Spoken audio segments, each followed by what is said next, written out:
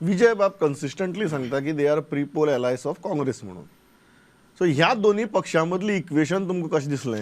Equation जेन्ना तुका हांव सांगता, जेन्ना मिटिंगेक बसले पयल्याच मिटिंगेक, जेन्ना विजय सरदेसाय आसलो, युरी एल्टन दोगूय जाण आसले आनी आमी आसले, तेन्ना विजय आमी जेन्ना बसलेलेच पयलींच थंयसर, जेन्ना विजय येयलो तेन्ना तेणी पयलोच प्रश्न युरीक केलो की तुमचो अमीत सारको आसा मरे, तो आमकां बीजेपी व्हरून विकचो ना मरे. हें इक्वेशन तेंच्या भितर आहा. आतां आरजीक लागून तांकां फोर्सफुली वांगडा बसचें पडलां.